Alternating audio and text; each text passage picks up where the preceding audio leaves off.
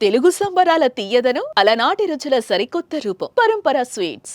UPI ట్రాన్సాక్షన్లకు GST 2000 రూపాయలు దాటితే పన్ను తప్పదంటూ ప్రస్తుతం సోషల్ మీడియాలో ఓ న్యూస్ వైరల్ అవుతోంది. మరి ఇది నిజమేనా?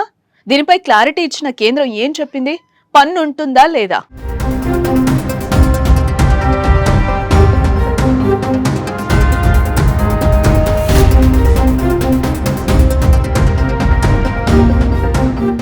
యూపీఐ పేమెంట్లపై త్వరలోనే కేంద్ర ప్రభుత్వం జీఎస్టీ వసూలు చేయాలని భావిస్తోందని సోషల్ మీడియాలో పోస్టులు దర్శనమిస్తున్నాయి.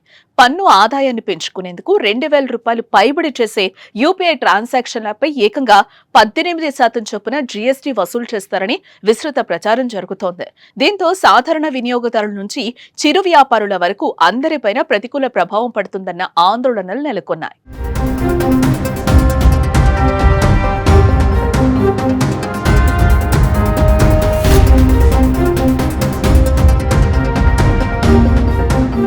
ఈ క్రమంలోనే 2000 రూపాయలు ఆపైన జరిపే యూపీఐ పేమెంట్లపై జీఎస్టీ వేయనున్నారన్న వార్తలను కేంద్ర ప్రభుత్వం ఖండించింది. ఈ మేరకు కేంద్ర ఆర్థిక మంత్రిత్వ శాఖ శుక్రవారం ఓ ప్రకటనను విడుదల చేసింది. యూపీఐ పేమెంట్లపై జీఎస్టీ అంటూ కొన్ని వెబ్సైట్లు సోషల్ మీడియాలో ప్రచారం జరుగుతోందని, అవన్నీ అవాస్తవమని స్పష్టం చేసింది. యూపీఐ ద్వారా డిజిటల్ పేమెంట్లను మరింత ప్రోత్సహించడమే తమ ఉద్దేశమని స్పష్టం చేసింది.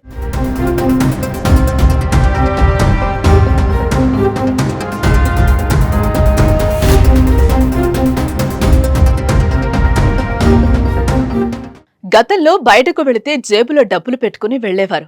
అత్యవసర సమయంలో ఉపయోగించుకునేందుకు ఏటీఎం కార్డును ఉపయోగించుకునేవారు. కానీ ఇప్పుడు కేవలం స్మార్ట్ ఫోన్ జోబులో ఉంటే చాలు, అన్ని పనులు చక్కబెట్టొచ్చు. బ్యాంకు ఖాతాలో డబ్బులుంటే అన్ని రకాల షాపింగ్లు చేయొచ్చు. పేదవారి నుంచి సంపన్నుల వరకు తమ పరిధిలో డిజిటల్ లావాదేవీలకు ప్రాధాన్యమిస్తున్నారు.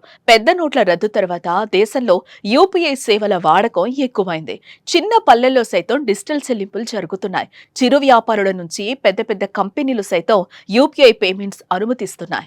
గత కొన్నేళ్లలో యూపీఐ పేమెంట్స్ లో భారత్ టాప్ లో నిలుస్తోంది. అయితే అదనపు ఛార్జీలు లేకపోవడం, క్యాష్ బ్యాక్ లాంటి ఆఫర్లు ఉండడంతో పాటు ఈజీగా చెల్లింపులు జరిపే సౌలభ్యం ఉండటం వల్ల దేశంలో డిజిటల్ పేమెంట్స్ ఎక్కువయ్యాయి. ఇప్పుడు యూపీఐ పేమెంట్స్ పై పన్ను అనగానే ప్రజలు కాస్త గందరగోళానికి గురైన కేంద్రం క్లారిటీతో ఊపిరి పీల్చుకున్నారు.